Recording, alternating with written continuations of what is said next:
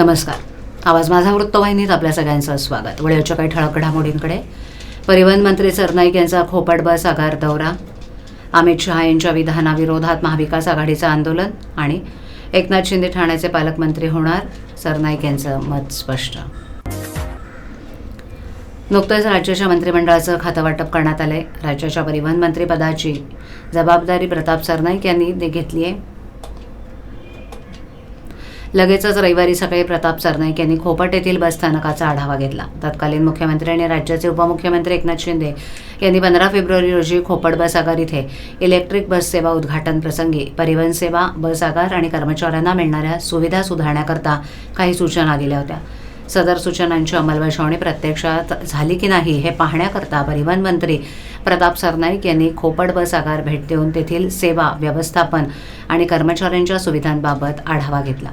प्रवाशांसाठी अधिक चांगल्या सोयीसुविधा पुरवण्यासाठी तसंच कर्मचाऱ्यांना कामाचं सुसज्ज वातावरण देण्यासाठी संबंधित अधिकाऱ्यांना तातडीच्या सूचना देण्यात आल्या. बस आगारात स्वच्छतागृह, प्रतीक्षालय आणि पिण्याच्या पाण्याच्या सुविधा उभारण्याचे निर्देश दिले. तसंच तेथील नागरिकांशी संवाद साधत त्यांच्या समस्या जाणून त्या सोडवण्यासाठी संबंधित अधिकाऱ्यांना निर्देश दिलेत.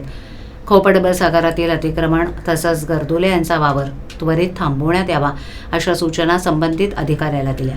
तसंच राज्यातील सर्वच बस आगारांना भेट देतील, नियोजन आणि समस्यांचा आढावा घेणार आहेत, असं परिवहन मंत्री प्रताप सरनाईक यांनी सांगितलं. आंबेडकर असं म्हणणं फॅशन झाली आहे, असं विधान केंद्रीय गृहमंत्री अमित शहा यांनी केलं होतं. त्या निषेधार्थ राष्ट्रवादी काँग्रेस, शरदचंद्र पवार पक्षाचे राष्ट्रीय सरचिटणीस डॉक्टर जितेंद्र आव्हाड, शिवसेना नेते राजन विचारे यांच्या उपस्थितीत महाविकास आघाडीनं ठाणे स्टेशन परिसरात जोरदार निदर्शनं केली. याप्रसंगी डॉक्टर जितेंद्र आव्हाड यांनी आंबेडकर हे नाव आमची पॅशन आहे. अमित शहा हे ज्या पक्षात आहेत त्यांच्या मातृसंस्थेनं संविधानाला विरोध केला होता. आता शहांच्या विधानानं भाजपाच्या मनात काय आहे ते उघडकीस आलंय, अशी टीका केली. राष्ट्रवादी काँग्रेस, शरदचंद्र पवार पक्ष, काँग्रेस, शिवसेना, आप, सपा इत्यादी पक्षांनी ठाणे स्टेशन परिसरातील डॉक्टर बाबासाहेब आंबेडकर यांच्या पुतळ्यासमोर अमित शहा यांच्या निषेधार्थ आंदोलन केलं. याप्रसंगी आंदोलकांनी मोठी मोदी शहा यांच्या विरोधात जोरदार घोषणाबाजी केली. तडीपार तो तडीपार, त्याला काय समजणार, घटनाकार, संविधान आमचा अभिमान, डॉक्टर बाबासाहेब आंबेडकर हमारे भगवान, अमित शहा मुर्दाबाद अशी घोषणा यावेळेला देण्यात आली. याप्रसंगी परभणीत संविधान प्रतिकृतीची मोडतोड करणारा माणूस विकृत होता असं मुख्यमंत्री सांगत असतील तर संसदेत डॉक्टर बाबासाहेब आंबेडकर यांचा अवमान करणाऱ्यास काय म्हणाल, असं पत्रकारांनी विचारलं असता डॉक्टर बाबासाहेब आंबेडकर यांचं नाव आम्ही हृदयातून घेत असतो. आमच्यासाठी ते नाव पॅशन आहे, कारण त्यांच्यामुळेच आम्ही माणूस म्हणून जगण्याचा अधिकार मिळालाय. स्वर्ग आणि नरक कुणीच पाहिलेलं नाही, मात्र इथल्या नरकातून माणुसकीचा स्वर्ग बाबासाहेब आंबेडकर यांनीच आम्हाला दाखवला. त्यामुळे बाबासाहेब आंबेडकर यांच्या नावाला फॅशन म्हणणं ही विकृतीच आहे. अमित शहा यांच्या विधानातून भाजपाच्या मनात काय आहे हे पुन्हा स्पष्ट झाले. 1950 साली भाजपाच्या मातृसंस्थेनं संविधानाला विरोध केला होता. आजही त्यांना मनातून संविधान नको आहे, म्हणूनच ते अशी विधानं करतायत. यावेळेस राष्ट्रवादीचे जिल्हाध्यक्ष सुहास देसाई, कार्याध्यक्ष प्रकाश पाटील, काँग्रेसचे जिल्हाध्यक्ष विक्रांत चव्हाण, शिवसेनेचे जिल्हाप्रमुख केदार दिघे, रचना वैद्य, राहुल पिंगळे, रवी कोळी, राजेश साटम, राजेश कदम यांच्यासह शेकडो कार्यकर्ते उपस्थित होते. त्यांच्या मनात पक्क काय आहे हे अमित शहांच्या बोलण्यावरून स्पष्ट झालं. आंबेडकर आंबेडकर आंबेडकर आंबेडकर आंबेडकर आंबेडकर आंबेडकर आंबेडकर आंबेडकर आंबेडकर आंबेडकर आंबेडकर आंबेडकर आंबेडकर आंबेडकर आंबेडकर आंबेडकर आंबेडकर आंबेडकर हे कोणाला फॅशन वाटते काय? जेव्हा माणूस हे म्हणतो ना तेव्हा त्याच्या इथनं आलेलं असतं. इथनं आंबेडकर फैशन नहीं, पैशन है, पैशन. इसको समझो, ये हमारे अंतरात्मा की आवाज़ है. इसको फैशन मत कहो. और तुम जो स्वर्ग की दिशा दिखाने चाहते हो ना, अरे इससे हमको इंसान कह के इस दुनिया में तो जीने दो. हमको नरक से बाहर निकाला डॉक्टर बाबा साहब अम्बेडकर, वरना हमको तो जीने नहीं देते आप. हमको स्वर्ग नहीं चाहिए. हमको स्वर्ग क्या है देखा भी नहीं हमने, पर हमको ये मालूम है हम उसका नाम लेंगे कम से कम नरक से तो बच जाएंगे. और ये कहने की आपकी हिम्मत ही बताती है कि आप कितने मनुवादी है.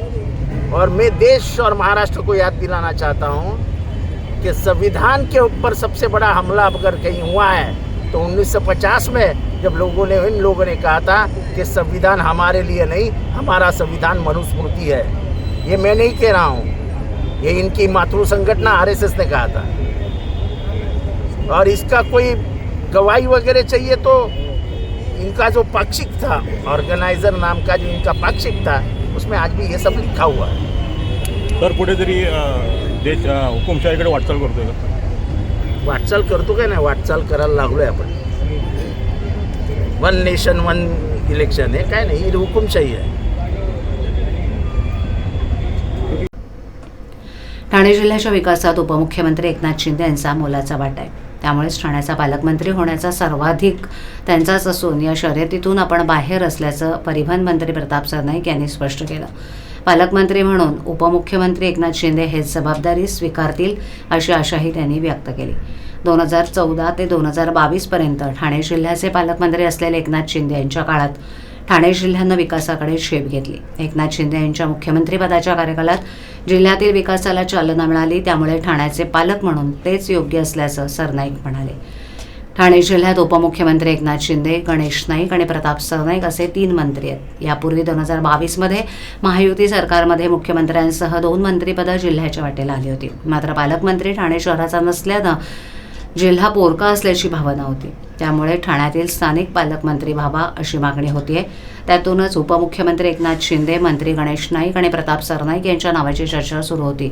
पण सर्व चर्चा निरर्थक असून एकनाथ शिंदे हेच पालकमंत्री व्हावेत अशी भावना असल्याचं सरनाईक यांनी स्पष्ट केलं. बाळकोंब, कोलशेत, मानपाडा, ढोकाळी येथील मूळ 7/12 उतार्यातील क्षेत्र आणि नवीन मालमत्ता पत्रकातील नोंदीत मोठी तफावत असल्याचं आढळून आलंय. त्यामुळे तांत्रिक अडचण निर्माण होऊन यशस्वी नगरसारख्या जुन्या वसाहतीतील धोकादायक इमारतींचा पुनर्विकास रखडलाय. त्यामुळे मूळ 7/12 उतार्यातील क्षेत्र आणि मालकी हक्क कायम करून देण्याची मागणी आमदार संजय केळकर यांनी औचित्याच्या मुद्द्याद्वारे केली. नागपूर येथील विधिमंडळाच्या हिवाळी अधिवेशनात आमदार संजय केळकर यांनी ठाणे महापालिकेतील महसुली गावं बाळकोंब, कोलशेत, मानपाडा, ढोकाळे येथील मूळ 7/12 उतारा आणि नवीन मालमत्ता पत्रक यात असलेल्या नोंदीची तफावत आणि त्यामुळे जुन्या इमारतीचा रखडलेला पुनर्विकास सभागृहाच्या निदर्शनास आणून दिला. मालमत्ता पत्रकात झालेल्या चुकीच्या नोंदी हा रहिवाशांवर अन्यायच असल्याचं केळकर यांनी स्पष्ट केलं. येथील यशस्वी नगरसारख्या गृहसंकुलात 40 ते 50 वर्ष जुन्या इमारती आहेत. त्या धोकादायक झाल्या असून ठाणे महापालिकेनं त्या रिकाम्या करण्यासाठी रहिवाशांना नोटीसाही बजावल्या. चुकीच्या नोंदीमुळे इमारतींचा पुनर्विकास करताना तांत्रिक अडचणी निर्माण होत असल्याचं केळकर यांनी नमूद केलं. अस्तित्वात असलेला 7/12 उतारा कालबाह्य समजून नवीन दिलेल्या नोंदीनुसार नवीन मालमत्ता पत्रकाप्रमाणे क्षेत्र आणि मालकी हक्क समजण्यात येईल असं शासनानं नमूद केलंय. मात्र मालमत्ता पत्रक देताना झालेली चौकशी, तपासणी आणि नोंदणी चुकीच्या पद्धतीनं झाल्याचा केळकर यांनी पुनरुच्चार केला. Rotary club of Thane, Hiranandani, निलिशन ठाणे आणि फॅन्ड्री फाउंडेशन मुंबई यांच्या संयुक्त विद्यमानं नवरंग मन, शरीर आणि आत्मा हा विशेष कार्यक्रम दिनांक 21/12/2024 रोजी शहापूर येथील वैश्य समाज हॉल येथे यशस्वीरित्या संपन्न झाला. या कार्यक्रमात शहापूरमधील अतिदुर्गम अशा 24 माध्यमिक विद्यालयातील इयत्ता 10वीतील सुमारे 1200 विद्यार्थी आणि त्यांच्या शिक्षकांनी सहभाग घेतला. नावातच नवरंग असणाऱ्या या कार्यक्रमात विविध रंगी बहुआयामी अशा 9 उपक्रमांचा समावेश होत आयडियल ई-लर्निंग ॲप, करिअर मार्गदर्शन, मानसिक आरोग्य आणि व्यसनमुक्तीबाबत चर्चा, गुड टच आणि बॅड टच याविषयी जागरूकता, CPR प्रशिक्षण, थर्लेसिमिया आणि सिकलसेल रक्त तपासणी, अन्नदान इत्यादीवरील वेगवेगळ्या विषयांवर एकाच ठिकाणी उपक्रम प्रत्यक्षात प्रथमच पार पडले असं आयोजकांकडून समजलं. तसंच कार्यक्रमास उपस्थित विद्यार्थ्यांना परीक्षा पॅड आणि प्रमाणपत्र, फोल्डर, भेटवस्तू देऊन त्यांना गौरविण्यात आलं. या कार्यक्रमाचा विशेषही शहापूर तालुक्यातील आदिवासी शिक्षण विकास करण्यासाठी मोलाचा हातभार लावणाऱ्या 3 निवृत्ती अधिकाऱ्यांनी, शिक्षण रत्न आणि मुलांनी निवडलेल्या 13 शिक्षकांचा राष्ट्रनिर्माते या पुरस्कारानं गौरवण्यात आलं. या कार्यक्रमासाठी विशेष अतिथी म्हणून लाभलेले भिवंडी तालुक्यातील खासदार सुरेश म्हात्रे आणि मुख्य अतिथी म्हणून DGN डॉक्टर निलेश जयवंत, क्लबचे अध्यक्ष RTN निलेश दहिफुले आणि project chair RTN Dheeraj Mhatre आणि संस्थेचे मार्गदर्शक मनीषा कोंडुस्कर यांच्या नेतृत्वाखाली ठाणे हिरानंदानी लिजंड्स रोटरी क्लबचे संपूर्ण टीम आणि फॅन्ड्री फाउंडेशनचे स्वयंसेवक विद्या पिकले, नितीन ढेपे, रोहित शिरोडकर आणि टीम यांचाही मोलाचा सहभाग होता. या कार्यक्रमामुळे सहभागी विद्यार्थ्यांच्या शैक्षणिक बुद्धी आणि व्यक्तिमत्वाच्या विकासाला चालना मिळाली. हे आलेल्या विद्यार्थ्यांच्या चेहऱ्यावरून आनंदावरून दिसून आलं. भविष्यात असे अनेक आणखीन उपक्रम आयोजन ठाणे हिरानंदिनी लिजंड्स रोटरी क्लब आणि फॅन्ड्री फाउंडेशन मुंबई यांच्या नेतृत्वाखाली शहापूरसारख्या दुर्गम विभागात पार पडतील असं आश्वासन या कार्यक्रमाच्या आयोजकांनी दिलं. समाजातील दिव्यांग व्यक्तींसाठी असलेल्या योजना राबवताना येणाऱ्या अडचणींवर मात करून नियमांच्या चौकटीच्या बाहेर जाऊन जेव्हा शासकीय अधिकारी या योजना दिव्यांग व्यक्तीपर्यंत पोहोचवतात तेव्हा त्या व्यक्तींना होणारा आनंद हा त्यांच्या चेहऱ्यावर दिसत असतो. त्यापेक्षा जास्त आनंद हा या योजना त्यांच्यापर्यंत पोहोचवणारा अधिकारी जेव्हा सेवानिवृत्त होतो तेव्हा मागे वळून पाहताना दिव्यांग व्यक्तींसाठी जे काम केलं याचं त्याला समाधान मिळतं, असं वक्तव्य निवासी उपजिल्हाधिकारी संदीप माने यांनी केलं आहे. सर्वसामान्य नागरिकांच्या तक्रारींचा जलद गतीनं निपटारा व्हावा यासाठी केंद्र शासनाच्या निर्देशानुसार आयुक्त सौरभ राव यांच्या मार्गदर्शनानुसार 19 डिसेंबरपासून ठाणे महापालिकेत सुशासन प्रशासन गुड गव्हर्नन्स वीक 2024 या सप्ताहाची सुरुवात झाली आहे. या मोहिमेअंतर्गत आज दिव्यांग व्यक्ती विशेष शाळा महिला बालविकास कल्याणकारी योजना याबाबत माहितीपर चर्चासत्राचं आयोजन कैलासवासी नरेंद्र बल्लाळ सभागृहात करण्यात आलं होतं.